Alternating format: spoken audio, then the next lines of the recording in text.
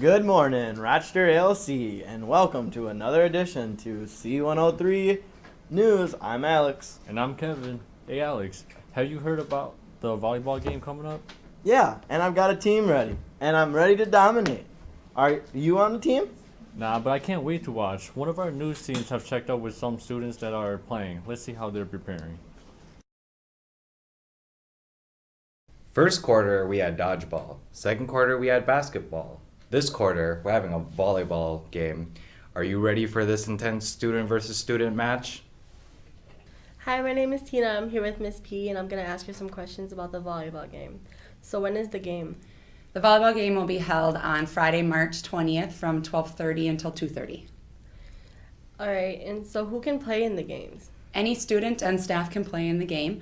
We are going to make teams of 6 to 8 students, and it can be a team that students create with one staff, or we can create a team with students that don't have a team.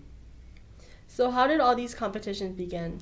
It started a long time ago, back when we were at Golden Hill, and we had middle school activities, and we were actually playing dodgeball for after-school activities with the middle school. And the high school students, the 9th graders and 10th graders, wanted to play as well. And so we started playing dodgeball in our school. And then my husband works at the Alternative Learning Center in Byron, and we decided that we should play a game against them. And then our students said, hey, we should play football. So then we started the football game. And then we had some other students come up and say they wanted to play basketball, and then volleyball was the next one. So we just decided to do one per quarter. All right, thank you. No problem. Hi, I'm Alex, and I'm here with Andrew. We're going to talk about the volleyball game. So, Andrew, how are you going to prep for this game? Well, I'm going to attend the practices and work as hard as I can. All right. Well, last question: who you look forward facing? I would say Mr. Lynch's team and Mr. Eckelkamp's team. Do you know any of their weaknesses? No, not yet. Ooh. Let's see how the practices go, and then we'll find out. All right. Well, thank you, Andrew. No problem. Now that you know more about the volleyball game and their teams, I hope that you are interested in joining or pumped up to watch this ALC showdown. Wow, I can't wait to see the teams take on each other. It should be pretty fun to watch. I'm sure my team will dominate, but it looks like we have some good competition.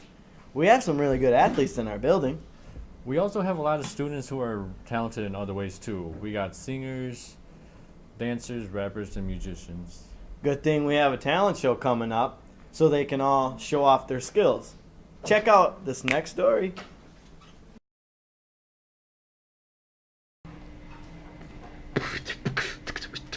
Okay.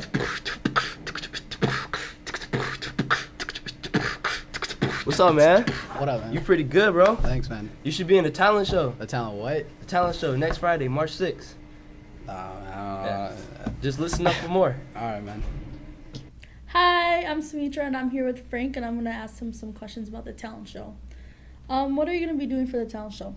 I am going to be singing. All right, and I know you have done the talent show for 3 years now. How do you deal with your nerves?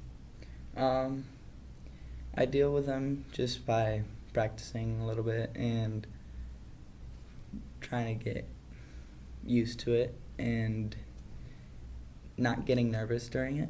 So I usually get used to it. All right, so what song will you be singing for the talent show?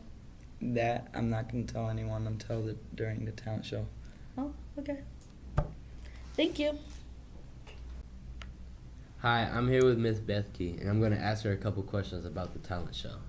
So, Miss Baethke, so far you're in charge of the talent show right now, and do you know how many people signed up for it so far? I have 7 people who are definitely signed up, and then I have one more possible person, but in order to have a talent show, I need at least 10 people to sign up. The more the merrier, so there's no limit to how many I'll take, but we have to have at least 10 to make it worthwhile. So if you're thinking about signing up, you should come talk to me as soon as possible. Okay. Do you have any advice for students that are nervous to sign up for the talent show? Don't be nervous. We have such a great audience. Every year that we've done this talent show, it's been a ton of fun, and the students get really excited and are awesome about cheering each other on and being really supportive. And so I've always been very proud of our students as the audience members. So if you're nervous about getting up, don't be, because everybody gets really excited to see all the cool things that you guys can do. Okay, thank you. You're welcome. All right. Hi, I'm here with Tiana and Patty, and we're going to be talking about the talent show. Tiana, what made you want to do the talent show? Well, I usually like to do the talent show and stuff like that at schools, so. How about you, Patty? I usually don't do talent shows, so this is my first time. All right. Since you're both Rams students and this is your first time doing the talent show, are you nervous about anything, or something you just want to let people know? I'm a little nervous. Just sort of normal stuff. And I'm nervous I make myself. All right. Well, don't be nervous. I feel like you guys are going to do a great job, and we will all support you here at ALC. And there you have it. All right, there you have it. More information on the talent show. I hope you guys sign up for the talent show, and we'll see you there March 6th. The talent show will take place Friday, March 6th after lunch. Everyone is invited to come and watch. If you're interested in participating, go sign up with Miss Baethke ASAP. Speaking of Miss Baethke, here she is with some info about the yearbooks and senior pictures. Good morning, Rochester ALC. I'm here with a couple of announcements for you about yearbook and senior pictures.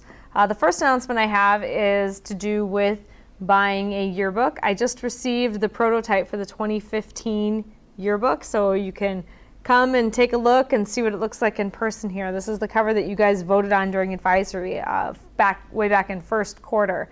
I do have a limited number of yearbooks available. We are actually ordering 10 fewer yearbooks this year than we did last year. So if you are interested in buying a yearbook, I cannot stress enough that sooner rather than later would be better, especially seniors. If you're planning on getting one and you want one, come bring me your money and I will reserve one for you so that when they come in May, I've got one with your name on it. Yearbooks are $25. You can bring your money or your check to me, or you can go to jostens.com and you can order one online. The second announcement I have is for seniors. Seniors, it is almost time for your senior picture to be turned in to me. I've been bugging you since this fall to get your senior picture turned in, and now that deadline is quickly approaching. I have to have your senior pictures by Friday, March 6th. That's very close. The yearbook deadline is very shortly after that, and so I have to have your pictures in so that I have some time to organize it. If you do not have a senior picture, you need to come talk to me ASAP so we can work something out and get a picture taken for you. Any questions? Come and see me. Thanks. Seniors, make sure you turn in your senior pictures and talk to Mrs. Baethke about getting your yearbook. Yeah, I can't wait to see how they turn out this year. Let's take the next segment over to Mr. Zbart for another version of Z60. Welcome to another version of Z60. At this point, at this time on the calendar, we are at mid-quarter of the third quarter right now. And we are calling in students and we are talking to lots of students and setting up parent meetings for those students who are not passing classes. Our whole goal is to get you to graduate and move forward and earn your credits. And if you're not doing that, we have to come up with another plan. So we are visiting with lots of students, lots of parents, and making plans already for fourth quarter. It's hard to believe. I know it's like 15 below zero today, but we're already talking about fourth quarter and the end of the school year. It won't be long. We'll be talking about summer school. So remember, goal number 1, graduate. Goal number 2, be the best citizen that you can be. Being the best citizen that you can be means that you're in your classrooms, you are not in the hall, you are not dilly-dallying, hanging out, because we do not have passing time at the ALC. One thing I always want to point out to students is we get out of school at 2:30. If you want to add passing time, 5 minutes between each class, we can go to school till 3:05. So the whole goal of not having passing time is to get out at 2:30. So do not dilly-dally in the hall. Thanks. Thanks, Mr. Zbart. I hope everyone has had a great first half of the quarter. It's hard to believe it's already midterms. So, hey Kevin, do you have your license? Sadly, I do not. I just haven't had much time to go to the classes and take the test. Well, you're not you're in luck. Next quarter, we are having a driver's ed class here, take pays at our school. And you can even get school credit for it. Really? That's amazing. Well, let's take a look at what our news teams has to say about the new class next quarter. Driving. It's a pretty unavoidable part of life for most of us at this point. Whether we drive ourselves around, we're ferried by friends or families, or we ride public transport. Recently, Mr. Zebart said we might be getting a driver's ed class at our school, so we decided to see what him and a couple others had to say. Students and staff of the ALC, I have an idea that I would like to gather information about to see if what I'm thinking is possible. I'm thinking about offering a driver's ed class here at the ALC for students that are currently 18 years old or will be 18 years old by the last day of school, like June 5th or 6th. If there are students that are in that age group and are interested in doing a driver's class, I would like you to come to the main office and put your name down on a list so we can find out how many students might be interested. Here's what I'm thinking. You would take the driver's ed class, we would offer it as a 7th period class, and it would start 4th quarter, and students would receive credit for that class when they successfully complete and earn their permit from the Department of Motor Vehicles. So we would start out, you would attend the class, and when you felt like you had enough information to go down and take the permit test, and you get your permit, you get the .25 credit, and you're done with the class for the quarter. So it would start at 4th quarter, and it would go as long as it would take for you to pass the test, because you can take the test as many times as you need to. So if you are in that group, you're 18 or you will be 18 by the end of the school year, I would like you to come to the main office, and Cheryl will have a sign-up sheet to see how many students might be interested in doing that 4th quarter during 7th period. Thanks. I understand that this week's topic is driver's ed, and we've talked about trying to offer driver's ed actually for a number of years now. We're quite sure how we were going to get that done, but I think we kind of got a handle on it. We're hoping that we can get driver's ed established. It would be primarily for 18-year-olds, and we would open it up at the end of the day, I guess is what we're looking at, like that 7th hour, 3:15 to 4 o'clock, somewhere in there, or the 2:30 to 3:15, somewhere in there. We might look at both 7th and 8th hour, but we haven't made any kind of decision on that yet. We would hope to fill up the class with day school students and maybe school within a school students and night school students, so we could have a full class. But yeah, that's a huge hurdle for a lot of our students, is getting their driver's license. And we would love to be able to help out with that, and you'd earn an elective credit, which would be a very cool thing. So hoping we can get that thing loaded up and ready to go for the fall. Thank you. Hello, I'm here with Uriah. I'm asking some questions about driver's ed. How did your first time go? First time doing my driver's ed test was really, really bad. Like, I passed it so poorly. All right. Who taught you for your retake? It was Rob that taught me. What did he teach you? He taught me things that's really important for driving, and he taught me things that I did not know. All right. And how did the retake go? Retake went really, really good. I was so happy when I passed my driver's ed test. How many questions did you get right? He's at 89%. That's good. Yep. Boy, there you go. I hope you found this information helpful. Thanks for watching. Well, anyone who is 18 and looking to get their license soon, make sure you sign up for our driver's ed class next quarter. It seems like a great opportunity. I will definitely have to think about signing up as well. Now, since we are talking about getting more resources for our students, such as a new class, let's bring this next story over to Alana with another Know Your Community segment.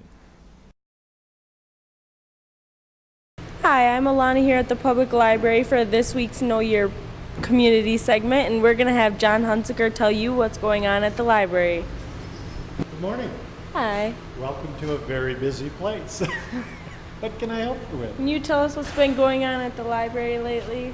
Well, I tell you, we're very busy, as you probably noticed, trying to film this and having to stop every few minutes because we get people coming. Rain probably didn't help much. But we've got a lot of programs going on, both for children, for young adults, for adults. They show movies here. We have a brand new youth area that I think you'll get a kick out of seeing. I'll take you down there whenever you've got some time. And then you probably have seen in the paper that there is a DMC master plan that shows a curve in the road and no library there, which has been a little disconcerting to us because nobody's been able to tell us where they may decide to move us to. So that's been on everybody's mind. All right, let's go check out the teen room. All right, it's brand new, so come on along. All right, do you want to tell us about this section and what teens can use it for? Well, sure. This section used to be way down on the other end of the library, and it was sort of lonesome, and it was kind of like we didn't want you around, but we decided, we kind of like you, so we would move it. And it got to be quite an interesting process because there were no windows here at the time. And we put in all new windows, put in all new carpet, actually we took the shelves that were there and moved them, painted everything, moved the entire computer system, and then you can see down there there's some linoleum on the floor, and it's basically a place where people can do art projects, things like that. We get a lot of people sitting there playing, is it Cards Against Humanity or some card game, and another one, what's the name of that game? No, bear with me. There's some Magic? Oh, Magic the Gathering. Yeah, that's it. And we have a lot of people playing Magic the Gathering at these tables that are here or over there. So it's kind of a safe place to hang out, to be honest with you, particularly on a rainy day or a night when you're kind of bored. We get people come down and do homework together at the computer things, and it's pretty much, as long as you behave yourself, anything goes. We've got a code of conduct, and as long as you stay within the parameters of that, we sort of let you just hang on your own. All right, and can you tell us how you can get a library card and what kind of things that we can check out at the library? Well, actually, getting a library card is pretty simple.